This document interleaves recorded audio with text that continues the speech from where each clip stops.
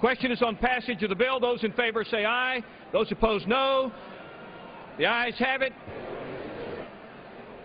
Gentleman from Massachusetts. On that, Mr. Speaker, I request a recorded vote. Recorded vote is requested. Those favoring a recorded vote will rise. Sufficient number having risen, a recorded vote is ordered. Members will record their votes by electronic device. This is a 5-minute vote.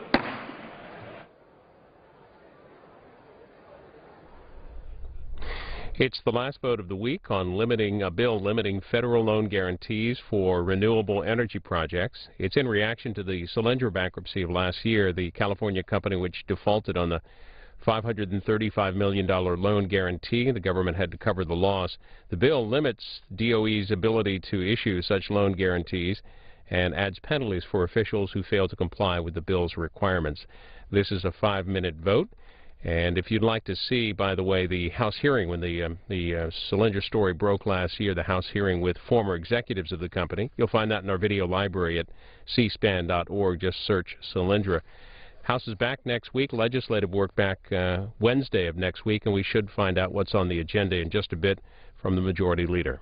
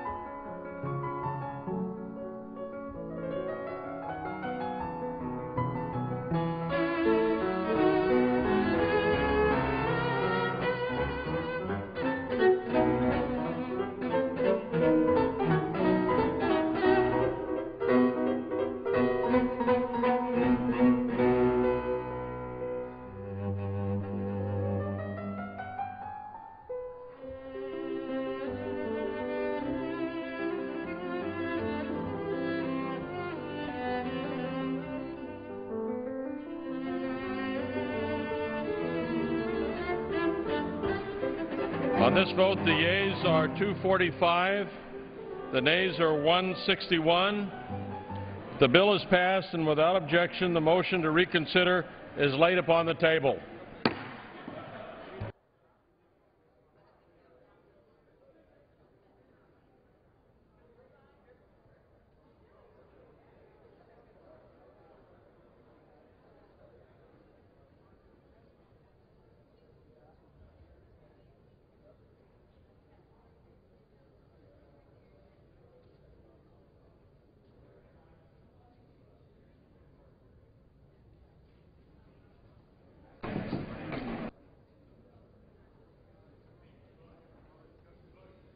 For what purpose does the gentleman from Oklahoma rise? Mr. Speaker, I ask unanimous consent to take from the Speaker's desk the bill S-3552 and ask for its immediate consideration in the House. The clerk will report the bill. Senate 3552, an act to reauthorize the Federal Insecticide, Fungicide, and Rodenticide Act. Is there an objection to the consideration of the bill? Without objection, the bill is read for the third time and passed. The motion to reconsider is laid on the table. Is recognized. Ask unanimous consent that all members may have 5 legislative days in which to revise and extend their remarks on the bill just considered. Without objection. Well done.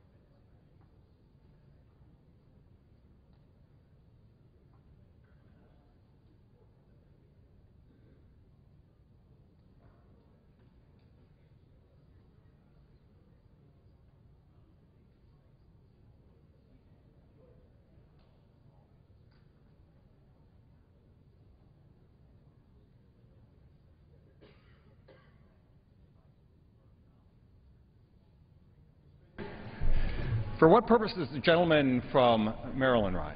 Thank you, Mr. Speaker. Mr. Speaker, I ask unanimous consent to speak out of order for 1 minute for the purpose of inquiring the Majority Leader, Mr. Cantor, the schedule for the week to come. Without objection. And I am pleased to yield to my friend, Mr. Cantor, Majority Leader. Mr. Speaker, I thank the gentleman from Maryland, the Democratic whip, for yielding. Mr. Speaker, on Monday and Tuesday, no votes are expected in the House.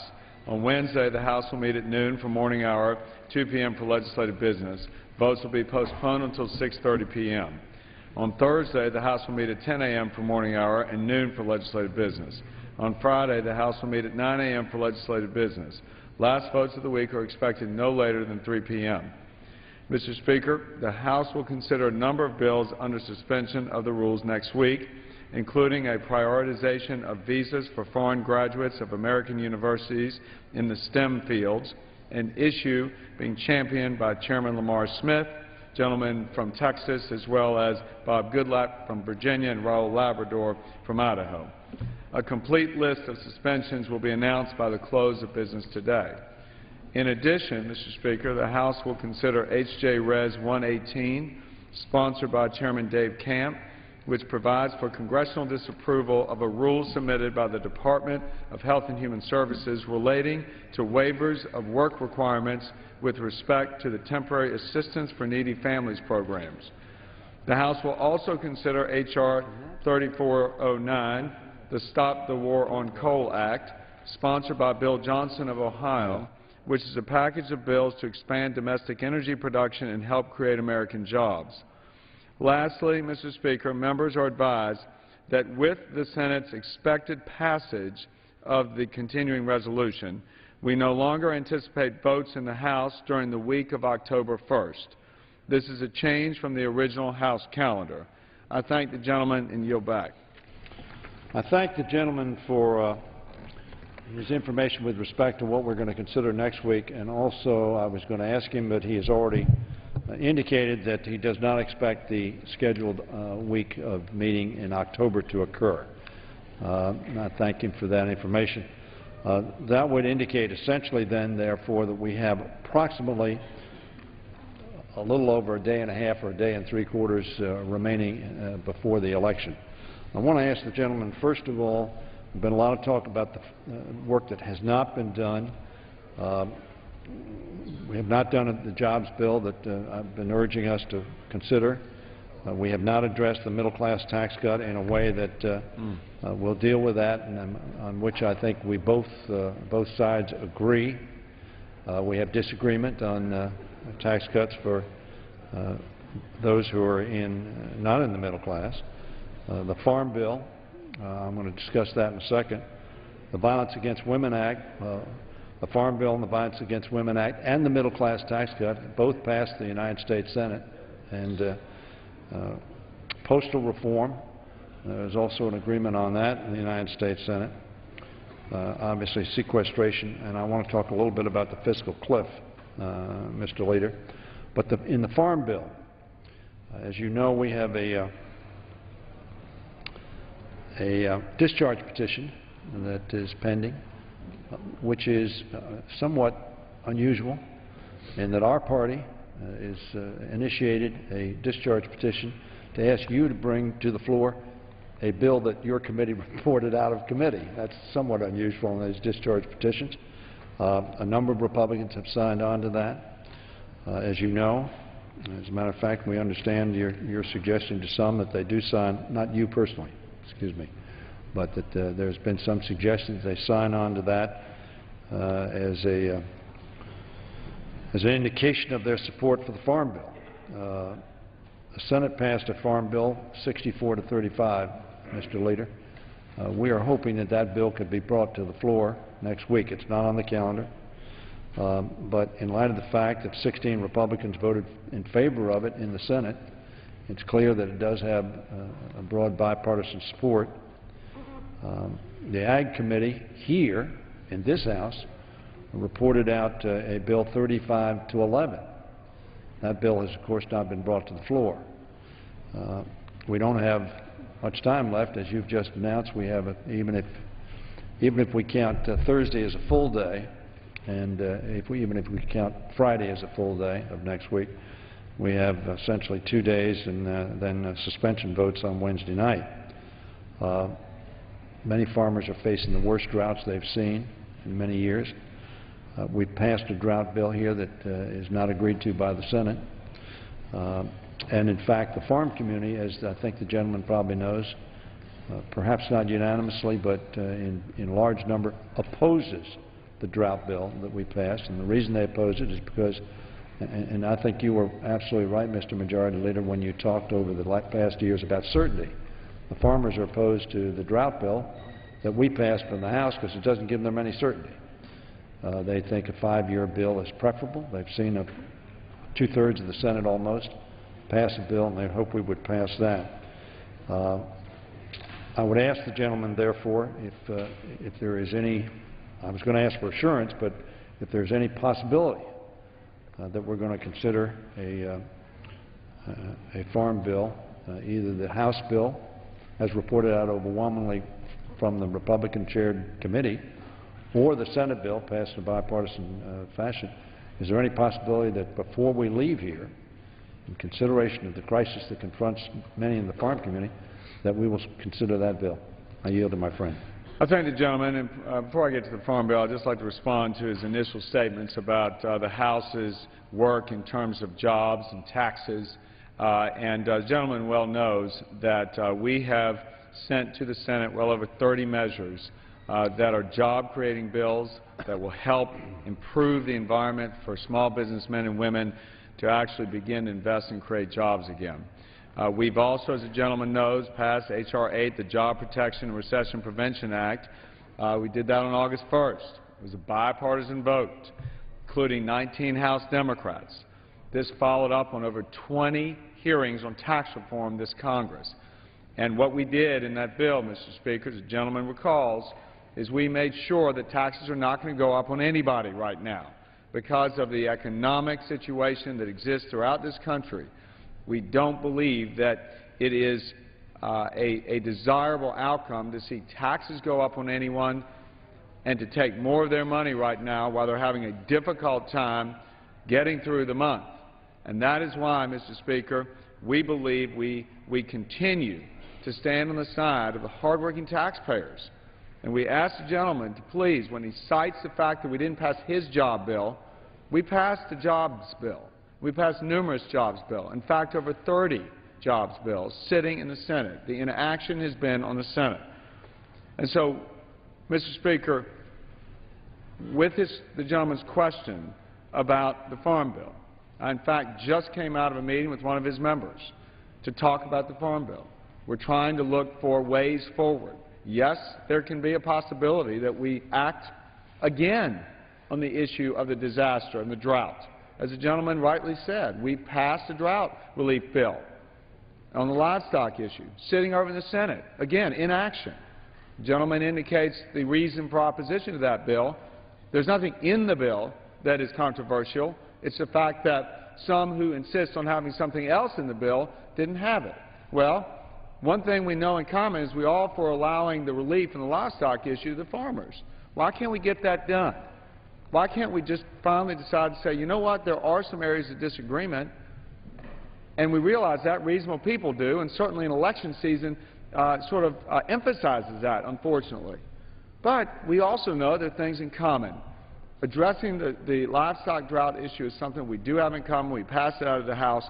And, Mr. Speaker, I would say to the gentleman, any indication that he could give that perhaps there would be some movement on that would be, I think, a positive thing for the farmers. And we continue to work on how to go forward. And, yes, there could be a possibility there's some action next week on the issue of the Farm Bill, looking to find ways that we can work together on issues that we all support, not issues that divide us. I yield back. I think the comments of the gentleman are interesting, and I appreciate his comments. We do have agreement in the Senate on a farm bill. They voted for it with 64 votes, almost 2/3 of the Senate. We may not have agreement, but we had a bill that came out of the Republican-led committee, your committee, with over a 2/3 vote, and neither one of those have been brought to the floor. So we're arguing on something that we had pretty significant disagreement on. Yes, there were some Republicans, some Democrats that voted for the drought relief, particularly from farm country. I can understand their view, but the farm community is opposed to the drought relief bill. Not unanimously, but in a significant part. So the gentleman points out that we ought to pass that on which we have agreement. Let me suggest to him that 98% of Americans and 97% of small business people, we agree on not having a tax increase. Now, the gentleman is worried about those people who are making about $20,000 a month. Some of them don't feel well off. I understand that. But I'm worried about the people who are making $2,000 a month, very frankly. I'm worried about the people who are getting by and who are having trouble. We need to give them assurance. And the gentleman just said that we ought to be able to act on that on which we agree. I think the gentleman, if maybe I'm incorrect, but I will tell the gentleman, on this side of the aisle, we will produce the overwhelming majority of votes on our side of the aisle for a bill that ensures that there will be no tax increase on those who are making either individually under $200,000 a year or as a husband and wife $250,000 a year. I assure the gentleman that I will produce, and we will produce on this side, well over 180 votes for that proposition. So I tell my friend all he has to do is produce 40 votes, but I think he'll produce many more than that, because unless he says I'm wrong, I think when you say nobody ought to get a tax increase, we have agreement. And that's just what the gentleman was talking about, where we have an agreement. We have an agreement that nobody under $250,000, couple, 200,000 individuals, should get a tax increase on January 1 of this year. We could pass that bill, in my opinion, next week. We could pass it we could pass it on the suspension calendar, in my opinion. We could send it to the Senate, and they've already passed a bill. They've already passed a bill through the Senate, which adopted that proposition. So we have a majority of votes in the Senate, and I would hope we would have almost a unanimity in the Senate on that proposition. But I think what I hear the gentleman saying is, unless we have agreement on 100%, the fact that we agree on 98% and 97%, we're not going to move the bill. Now, I agree with the gentleman. If we have agreement, that's something central that we have agreement on. I would hope we could move it, and I'll yield to my friend.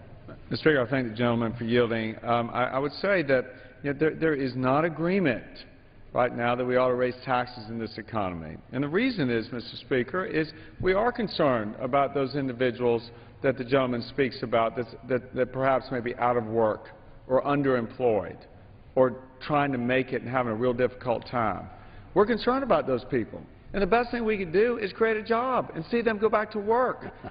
And we saw that this summer Ernst & Young put out a study demonstrating that his tax policy, the gentleman's tax policy, the President's plan to raise taxes, is going to destroy 710,000 jobs and slash $200 billion from the economy and lower wages for all working Americans by 1.8%.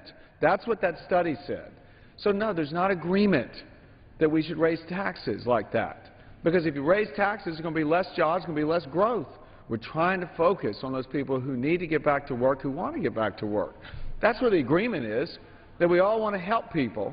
We just don't believe you help people right now by laying down a tax increase, putting more money into the government. They can't seem to figure out a way to fix the problem once and for all.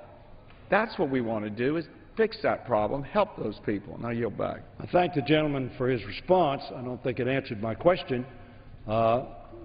We understand that you want to see no tax increases, no additional contributions from people making $1 million net taxable income or more, or $10 million taxable income. We understand you don't want to do it. We don't agree on that. You're correct, but we do agree on the fact that 98% of Americans who make less than $200,000 individually, less than $250,000 as a couple, those 98% of Americans and 97% of small business ought not to get a tax increase on January 1. And very frankly, you didn't respond to me. I presume you agree with that. What you don't agree with is that if we don't do it all, on something we disagree with, that's what's causing gridlock in Congress. That's what's causing this Congress to be the least productive Congress in which I've served in 32 years. That's what's causing us to not listen to one another, talk by one another, and not agree. That's why the Farm Bill hasn't been passed. That's why the Violence Against Women bill has not been passed. That's why the postal reform has not been passed. That's why middle-class tax cuts have not been passed, because if you don't get it all, you don't want to do any of it. I say respectfully to the majority leader, we agree that 98% of Americans ought not to get a tax increase. We do disagree on whether or not those who are better off can make a contribution to bringing this deficit down and dealing with our debt. And what the gentleman responded was, unless we're for 100%, we're not going to be for any. That's what I hear you saying, and I'll yield to my friend. Mr. Speaker, thank the gentleman for yielding. Again, no, that's not why these bills haven't passed. First of all, the Violence Against Women's Act passed out of this House. Passed out of this House, sitting over in the Senate, because the Senate has its own bill that's got a blue slip problem. Let them send the legislative process work over there, send us a bill, and we'll get something done. The gentleman did not, in his side, overwhelmingly join us in the VAWA bill. Okay? So the fact that the minority didn't get their way, they wouldn't join us on the bill. We went and did our work. And I'd say more to the gentleman, Mr. Speaker. You know, the postal reform bill, the fact of the matter is, his side, Mr. Speaker, the minority will not agree to reforms. Everyone knows the post office needs reforms. Everyone knows the debt that that organization continues to incur and lays on the U.S. taxpayers. We're trying to fix that problem. But because the gentleman and his colleagues refuse to go along with reforms like a 5-day delivery, this is something that the President supports. But because his side refuses to go along with trying to reform that organization, we can't move. Again, it's this insistence. We can't do that. We all know that's common sense. Common sense in reforming the Postal Service, something everyone knows needs reform. That's why that bill didn't pass, Mr. Speaker. And we've got another issue on the Farm Bill. There are issues of policy differences. And the gentleman knows throughout last year, we went through a lot of these policy differences in the SNAP program and the rest. We have GAO recommendations year in and year out about that program. But unwillingness on the part of the minority to ever engage in a discussion of real reform in those programs. Okay? And again, let's remember what we're talking about in the Farm Bill. Most of it, by far, are not farm programs. They're food programs. Again, raising the question of how it is we're going to go forward, we need to understand the specifics and know there are real policy differences. Yes, we're all willing to work together, or at least we're on this side. So I really take exception with the gentleman's assertions that somehow we're sitting here demanding everything. No. We want to work together and set aside differences and agree on things we can find in common. That's how anybody in everyday life tries to run their business or run their family. It's not all or nothing. It's not black or white. And so I yield back. I said we agreed on 98%. The gentleman has not said we don't agree on 98%. He brought up a lot of stuff on the Farm Bill and on other pieces of legislation. Farm Bill, you're not bringing your own bill to the floor. Forget about what we think on this side. You reported out a Farm Bill. You reported out a Farm Bill some 4 or 5 months ago. I'm not sure exactly when, but it's been months ago, and you haven't brought it to the floor. It's not a question of whether we agree or not. Your own bill, you haven't brought to the floor. Now, in terms of the Violence Against Women Act, you knew that the Senate wouldn't do that, and the President said he was going to veto it. You didn't sit down with the President to do it because you wanted to exclude some people. You wanted to exclude some people who were subject to domestic violence in this country. When all the experts say if you exclude people, we don't get reports, we can't get domestic abusers out of circulation, if you will. So I think the gentleman's characterization is not accurate, I would say, with all due respect. Because that's not true, Mr. Speaker. Which is not true. I said a number of things. The gentleman yield. Yeah, well, yield. If members would please address remarks to the chair. I appreciate it. Thank you, Mr. Speaker. Mr. Speaker, I would say to the gentleman, it's not true. We don't want to exclude anybody from the benefits under VAWA, and he knows that. It was simply a matter of new language inserted by the Senate that really we don't want to deny those benefits to anyone. We want everyone to have the benefits and not exclude some by specifically identifying others. And the gentleman knows that. It's unfair to characterize anything we're trying to do to exclude people from benefits when they are subject to domestic abuse. All of us care about those victims. I yield back. Mr. Speaker, I thank the gentleman for his observations. We have a difference of opinion on whether or not they want to exclude people, because the Senate bill was inclusive, and every woman member Republican of the United States Senate voted for it. Everyone. That was the difference between the two bills. Those who were included and a more specific group that are now included, which is we think they ought to be, but we also think there aren't people who are included who need to be, and that was the difference between the two bills. So, Mr. Speaker, with all due respect, I think my characterization was absolutely accurate. But it's interesting, Mr. Speaker, that we still haven't answered the question. We tend to want to talk about other things. 98% of Americans should not get a tax increase on January 1st. They're making less than $200,000 individually or $250,000 as a family. I think we agree on that, Mr. Speaker.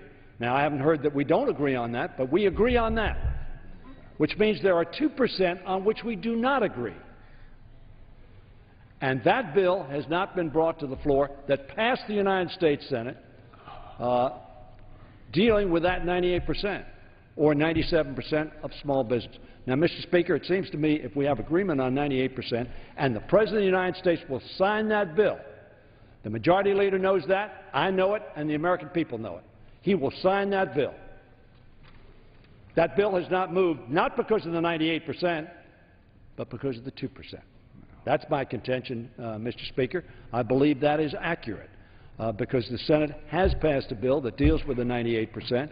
We ought to pass that bill. We ought to pass it before we leave here next week, which will be the last few days of this session before the election. And the American people at least ought to have that on the floor. And yes, if you want to assert that we want to raise additional revenues to meet our debt so that our children are not put deeply into debt, and yes, those of us who are doing better can pay a little more to make sure that our children aren't in debt when they get to be adults, yes, we can have that debate. Bring the bill to the floor and let us pass the Senate bill. And I would hope our Republican colleagues would join us and say at least we're going to take care of the 98%. And then we'll argue about the 2%. We'll argue about whether or not that's good policy or bad policy, whether it hurts the economy or grows the economy. Very frankly, I'll tell my friend, the Majority Leader, I was here in 1993. The gentleman was not, I believe. But I was here in 1993 when we raised revenues on the upper 1.5%, 1.75% American taxpayers. Your side said, as that study, which we think is a flawed study, said, that it would hurt the economy, it would increase the deficit, and would increase unemployment. And as the gentleman well knows, it did exactly the opposite, in conjunction with an extraordinary growth in the private sector, which your party said would be hurt by the action in 1993, which your party unanimously opposed. You're taking the same contention now, and that study took the same proposition. It was wrong then. It is wrong now. I would hope very sincerely that we could agree on that on which we agree, because we agree on 98%, and let that move and not hold it hostage to the 2% on which we do not agree. I don't know whether the gentleman wants to respond to that. I'll yield to my friend. I do. Mr. Speaker, thank the gentleman for yielding again. First of all, I'd ask, was there over 8% unemployment then? That's the first thing, Mr. Speaker. We are about trying to do something to get people back to work. And if you worry about the 98%, which we all are, the best thing we can do is to make sure there are more jobs. And so our objection to the gentleman's proposal to raise taxes is the fact that those taxes, that tax hike that he's advocating, is going to affect 53% of all small business income. That's Joint Committee on Tax says that. Well, I'm reclaiming my time just so we're accurate, but not 53% of small businesses. And the gentleman knows that. It's a misleading figure because 53% of the income comes from a very small percentage of so-called small businesses that are not, in our opinion, small businesses at all. The gentleman can correct me if he believes that 53% of small businesses, because it is our contention that 97% of small businesses, really small businesses, people who are working hard, making it from day to day and trying to grow businesses and create jobs, 97% of small businesses will not be affected by our proposal. And if the gentleman thinks I'm incorrect, I'll be glad to hear that. I'll yield back. Thank you, gentlemen. Mr. Speaker, the point is about jobs, okay? And the jobs come from the small businesses who are generating income. If you want to help people who are creating jobs, don't raise their taxes, especially when unemployment is over 8%. It's about jobs. I mean, that's the thing, Mr. Speaker. It's always, we always hear somehow that we are favoring some big, bad business. No, we're about the businesses who create jobs. Small businesses, according to the Small Business Administration definition, create jobs. So, Mr. Speaker, just because in the gentleman's mind that somehow somebody he doesn't like because they're so successful gets a benefit, the overwhelming majority of the people who will not get a tax hike under our plan will go out and create a job. Reclaiming my time. Mr. Speaker, it is an absurd assertion that people I don't like. I would hope the gentleman would retract that. It has nothing to do with people we like or don't like. I absolutely retract that, Mr. Speaker. Thank you, gentleman. I absolutely retract that. But the gentleman continues to malign people who he feels don't deserve the same treatment on taxes. And what we're saying, if they're successful, that means they're creating jobs. That's the prescription we need right now, is more jobs. Our policy is about helping those small business men and women who are creating jobs so we can finally do something to bring this unemployment down and get people back to work. That's all. I yield back. I thank the gentleman. Mr. Speaker, one of the greatest challenges to growing our economy is our debt and deficit and the uncertainty of tax policy. That is one. Every economist will tell you that, and certainly every business person will tell you that, large, medium, or small. And none of us on this side of the aisle have used pejorative, I have not used pejorative terms with respect to large, medium, or small businesses. That's not an issue at all. It is an issue as to whether or not we're going to continue to explode this deficit and debt, Mr. Speaker, or whether we're going to ask some of us to contribute, some of us, i.e. perhaps members of this floor, to pay a little more so our children don't confront large deficits and debt. We heard a lot about personal responsibility in the Republican convention. We ought to take personal responsibility. And the gentleman continues to talk about job creation. We want job creation. We have a Make It in America agenda that unfortunately hasn't moved. We have a jobs bill that was offered by this president that economists say would have created 1 million more jobs. It lays still on a desk somewhere, untended to, unconsidered, and unpassed by this House. Notwithstanding the fact that the leader and I have discussed that, moving that bill to the floor on numerous occasions. I lament the fact when we talk about this, again, he has not said once that we don't agree on the 98%, that we don't agree on the 97%. I think the reason he hasn't said we don't agree on it because we do agree on it. He said he doesn't want anybody to get a tax increase. And by the way, that tax increase, as the gentleman well knows, will result as a result of the 2001 and 2003 tax bills passed by the Republicans in this House and in the Senate and signed by George Bush. That's why those taxes are going up on January 1, because you sunsetted that tax increase. You didn't make it permanent. Why did you do that? For scoring purposes, because you knew that it would score great deficits. And I want to tell the gentleman additionally, Mr. Speaker, that unemployment was 7%. The reason Bill Clinton won the election, because the economy was going downhill. That's the same reason Barack Obama won the election. And he talks about jobs. A policy that was unanimously opposed, Mr. Speaker, by the Republican side of the aisle in the House and in the Senate, created 22 million private sector jobs. We know something about creating private sector jobs, notwithstanding the fact your contention on your side of the aisle, not yours personally, Mr. Leader, was that if we adopted that program, you took the same argument you're taking right now, that raising additional revenues to bring our deficit and debt down would undermine the creation of jobs. In 1993, you were demonstrably wrong. I don't mean you personally, Mr. Speaker. I'm referring simply to the Republican Party's position on that. Demonstrably wrong. 22 million new jobs. And in 01 and 03, you argued that if we bring taxes down on the people you're talking about and everybody else, that we would explode the creation of jobs. You lost jobs in the private sector over those 8 years, Mr. Leader. I'm sure you know that, about 600,000 net. You lost 4 million jobs in 2008, the last year of the Bush administration. You lost 818,000 jobs in the last month, Mr. Speaker. The 818,000 jobs were lost in the last month of the Bush administration. Under these policies, which we apparently have to pass again, or we won't take care of the 98% of Americans who are hoping that they will be assured that they will not get a tax increase as of January 1, and the 97% of small businesses that will be assured that they will not get a tax increase, which will stabilize our consumers, stabilize our small businesses, and help our economy.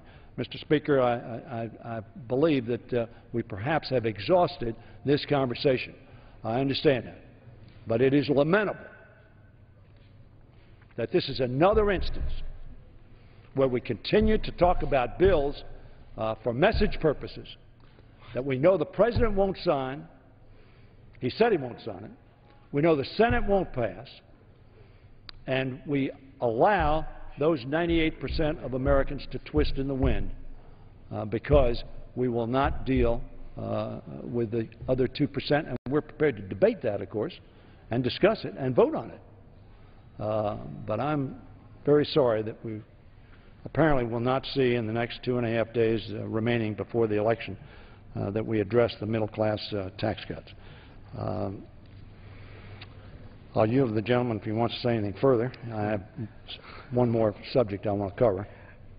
Mr. Speaker, I think the differences are very plain. The gentleman has a way of simplifying things, and according to what I took from what the gentleman just said, if we just raised taxes, all those jobs wouldn't have been lost, everything would have been fine. And again, our proposition is completely the opposite. We believe that we've got a real spending problem here, Mr. Speaker. We've got a problem with an unwillingness to reform some programs. The gentleman talks about, members having to pay more. Well, in fact, it was our side that put forward the proposal that we should actually allow and require members as well as federal employees to pay more towards their retirement. The gentleman wasn't supportive of that. So again, we've got some serious unfunded obligations at the federal level. The American people know that. We're trying to solve problems. The problems are not solved by raising taxes. Now, if the gentleman is so intent on raising taxes, again, because there is a 2% that he just wants to pay more, okay? If he's so intent on doing that, I'd ask the gentleman to join us in actually fixing the problem that all experts say you can't tax your way out of and you can't grow your way out of. You got to reform the programs. And, Mr. Speaker, we've been the only ones to put forward a plan that even begins to solve the problem. The President has not, the Senate has not, and the gentleman has not. And again, it's about solving problems, producing results for the hardworking taxpayers of this country who so desperately want to see us go forward, reclaim America in its true aspirational sense, and be that place of opportunity. I yield back. Mr. Speaker, I hear the gentleman. I presume he refers to the Ryan budget as a plan to do that. Of course, the Ryan budget does not balance the budget in a quarter of a century. The gentleman knows that. The Ryan budget, of course, undermines the security of Medicare for people. The Majority Leader mentions federal employees. The fact of the matter is, my position, Mr. Speaker, and this is a subject I wanted to talk about, we need to get America on a fiscally sustainable, credible path. That is the single most important objective that this Congress ought to be addressing. And, Mr. Speaker, very frankly, it was addressed in a plan called the Simpson-Bowles Plan. Perfectly? No. Would we all agree on every aspect? No. But it was a plan that said we have to have a balanced approach to doing this. We had to deal with entitlements. We had to deal with revenues. And, Mr. Speaker, we're now collecting 14.8% of revenues. That's lower than at any point in time in the last 70 years. We have underpriced our product, and if we were a business, we would have been bankrupt a long time ago. We have deep pockets, and we can keep borrowing. So we can keep spending without putting a pay-go discipline that we had in the 90s that helped, Mr. Speaker, balance the budget 4 years in a row. The only administration in the lifetime of anybody hearing, seeing, or knowing that we're here that's been done. It was done because we paid for what we bought. Mr. Speaker, we're going to have an opportunity, not in the next 2 days of this session before the election, but we're going to have a lame duck. We're going to have to come back here. We're going to have to do some serious things.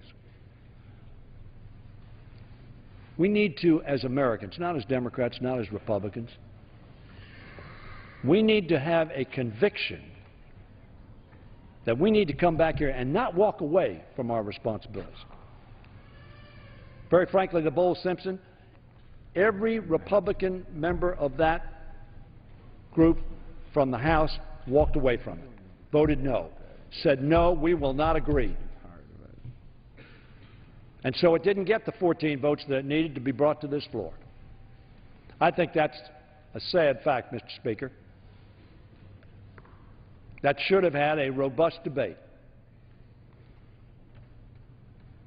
and perhaps modification.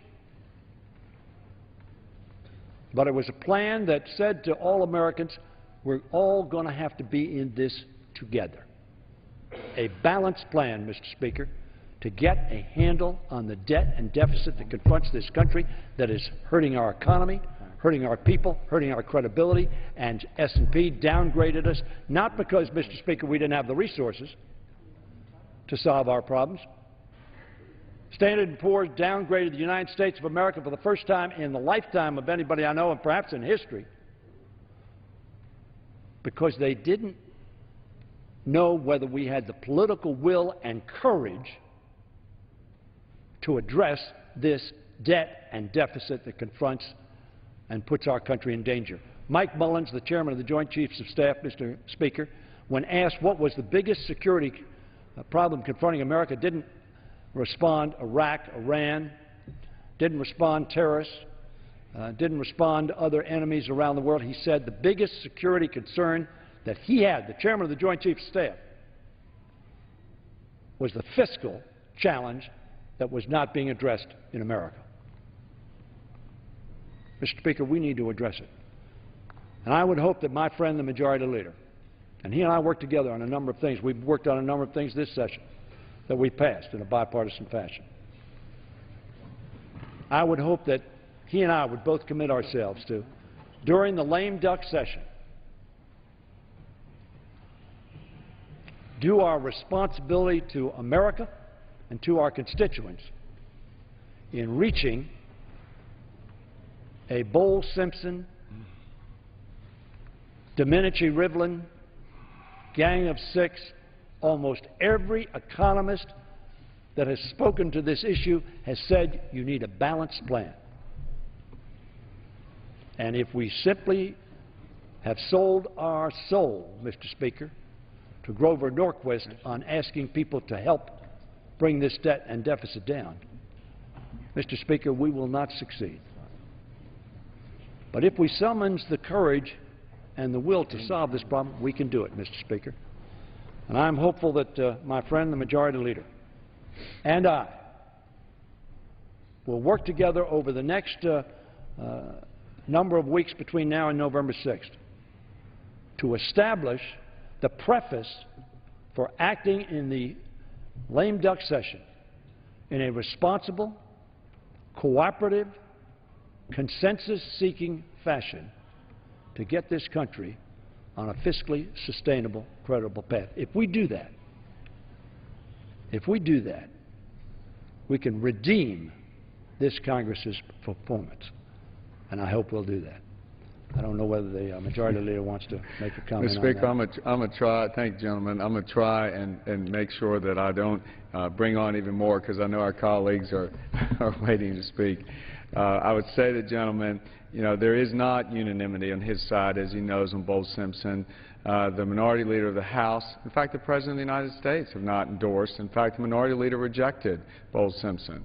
And the President has not endorsed Bowles-Simpson, which is part of the issue that the gentleman seeks some clarification on, which is, where's the plan to get us out of this? And the President was unwilling to even adopt that. But the gentleman, I think, knows the reason why our side rejects Bowles-Simpson, although it says that we believe there's some good things in Bowles-Simpson, and I do look forward to working with the gentleman and seeing if we can work together in a cooperative fashion to get some results and resolve this cloud hanging over the economy. I'm looking forward to that.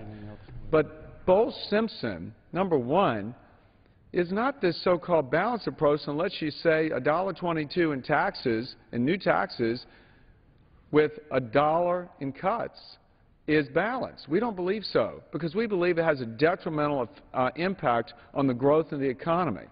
We also believe the Bowles-Simpson revenue target of 21% of GDP is the highest target and something that exceeds that which we've been at pretty much over the last 70-some years, save for 3 years. And we believe that that is too much of a revenue flow into Washington for Washington to make the decisions. So we got an issue there about the amount of taxes and the size of government. Totally legitimate discussion point, yes, but it's an issue. It's not just rejection out of hand, like the Minority Leader and the President have said. They reject that. We say this is why, and then we also say the disproportionate driver of the deficit is health care entitlements.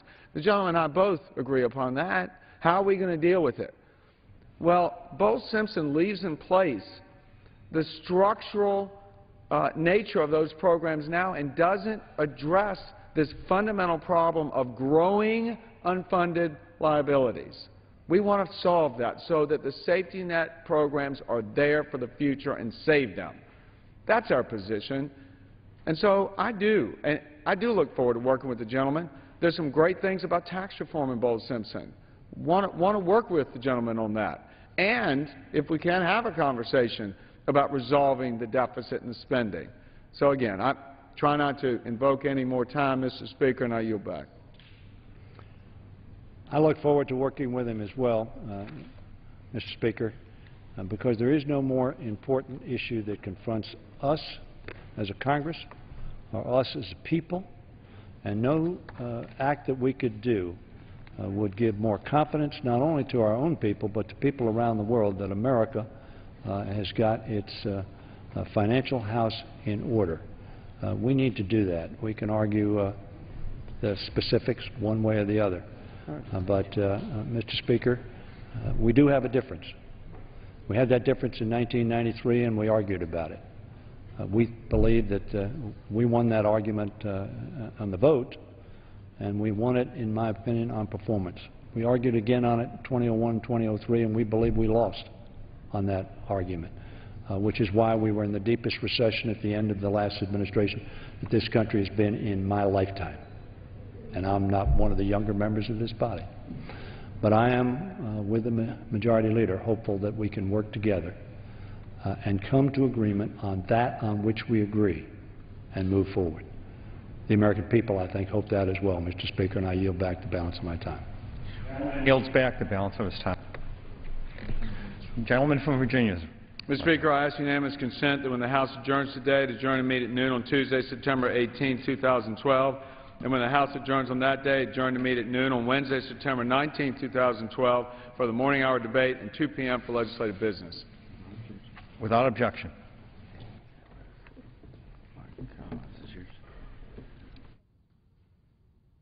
The Chair will entertain requests for 1-minute speeches. What purpose does the gentleman from Virginia seek recognition? Speaker, I request permission to address the House for 1 minute to revise and extend my remarks. Without objection.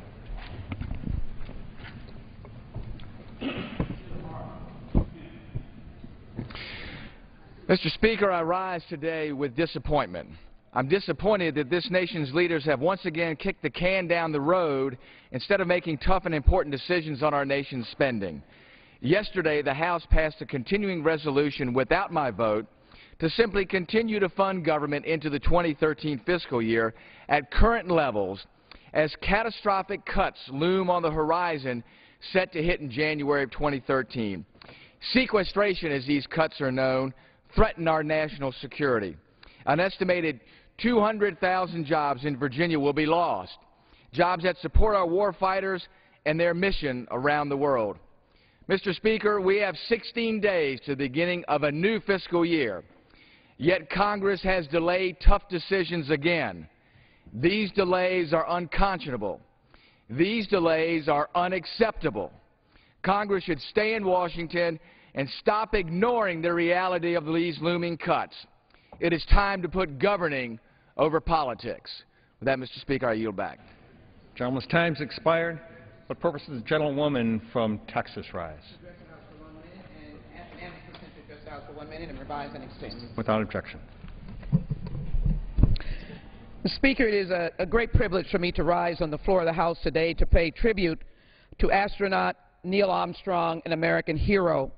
Yesterday at the National Cathedral, we paid tribute to him as a national hero and recognize that his name will forever be a testament to our nation's will to prevail in the challenge for successful space exploration and push the boundaries, going where no man has gone before. As a 12-year member of the House Science Committee and a member of the Space and Aeronautics Subcommittee, I can tell you that I am deeply indebted but also embedded with the idea of human space exploration.